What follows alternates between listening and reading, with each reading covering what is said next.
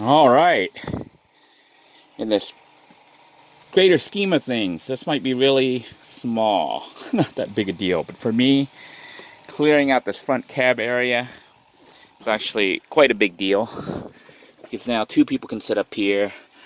And I actually got something done. I do need to finish cleaning, but this is a rough initial cleaning. And I just need to vacuum that up. I'm going to try to use this Sharper Image vacuum cleaner that I picked up from Dollar Tree. Not Dollar Tree, from Goodwill a while back for, I think I paid $5 or $6 for it. But it plugs into USB, not USB, 12 volt port here, which I'm going to go ahead and start the car up and plug this guy in and try to vacuum here. So we'll get to see how well this thing works.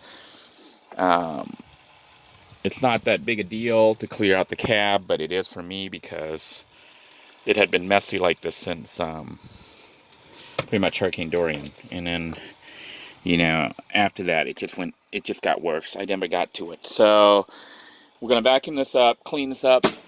Oops, door just shut there. But we're going to work our way back towards the back.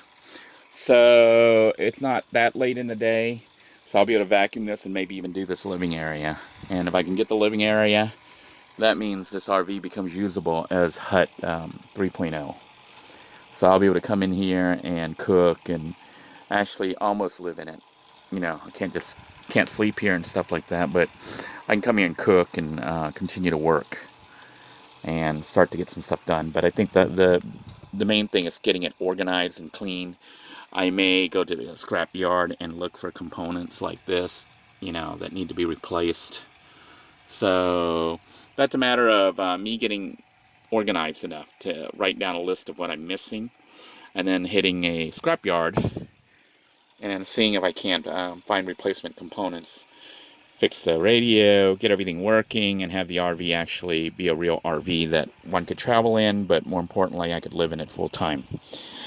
So, without further ado, let's try out this Sharper Image thing. Let's set the camera down, and we'll go ahead and hook it all up and see if we can't get it working. Alright, I've taken it out of the box. You can see they made it look like a vacuum cleaner, but it is like a 12 volt, not 120 volts, so it's not that powerful. And it's got an attachment here for the hose and also the tips, but I'm not going to bother using the tips. I will attach the hose though. And all you do is you dump it out when it gets full. I used it in the Vibe and it sort of worked. So we're going to plug this guy in and start up the RV, and that way I'm generating electricity. So the whole car is charging, the van right now is charging the van battery, the starter battery, as well as my house battery. And the house battery is what was running the fan there, but they're all tied in together right now. So if I ran it down all the way, I would end up running down the starter battery too. But we got this started. Hopefully that'll work, and let's try to turn this guy on. And there it goes. So we're gonna see how sucky this is. See, it is sucking some. So slowly but surely, we're gonna get good enough. That good enough. And maybe even better than good enough. So this is all going to be vacuumed up. I don't think you guys want to watch me vacuum the whole time, do you?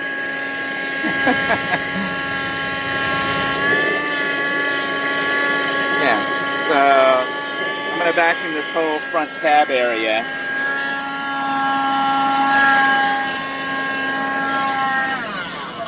The power keeps dying on here. I don't know if it's a loose connection or what. I keep having to whack it. I didn't feel like taking it apart to try to fix the vacuum cleaner, so I just sort of whack it.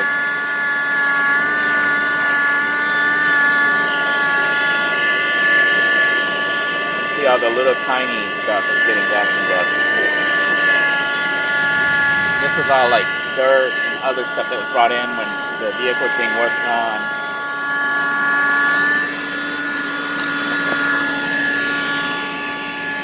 Yeah, I'm feeling really good because stuff's actually getting done. So it might not be that big a deal, but it is for me because it means I'm jump-starting myself with returning to the RV to fix it and to make it really, really nice. So there's going to be some modifications to it. I'll finish up all the mods and might even try adding like a water catchment or something. I don't know. We'll see what happens. I'm treating it kind of like Hut 3.0, but at the same time I got to make sure that it'll still be roadworthy, you know. I'm not going to have a problem on the road with parts flying off. So we got an extra part here, some kind of padding. I'll save it, so I don't know what it is yet. I might need it. So, yeah, the vacuum cleaner works. 12 volts, not too bad. All right, we are almost done. If nothing else, the front cab is clean. This kind of reminds me a little bit of like Walter's tree. Remember how big that project was? But then we started just removing like one little section at a time.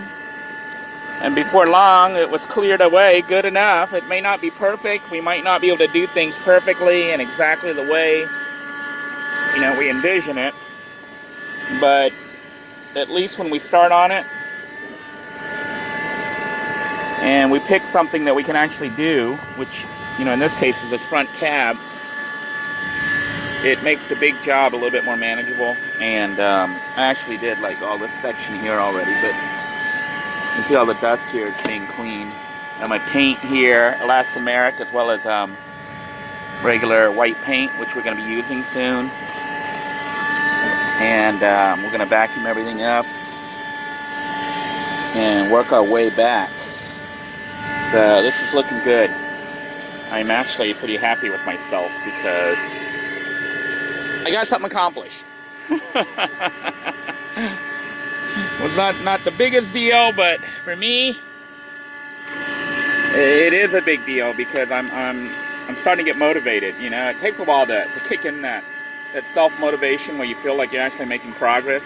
A lot of times you feel like you start on something and then you get pushed back. You know, you go forward one step, you get pushed back two. In this case, we did actually make a difference. I can see, well, one, this piece is broken, but we're gonna have to work on that. Try to figure out how to mount it so it doesn't keep falling down. But two, the front cab area, you know, it looks dirtier than it really is, but it's not bad. It's done. I do need to wipe everything down, wipe down all the console top and everything else. I did put on a new, I don't know if you saw the new steering column cover. It kind of ripped a little bit on the bottom side, but it still looks better than it did before, so I'm going to leave it on there. But I will go ahead and polish all this and shine it and clean it. I'm going to replace the armrest on there and probably sew this spot up that I ripped when I stepped on it. And finish all this stuff here and start to work my way back. So right now, you know, the living area obviously is a huge mess, but I'm going to be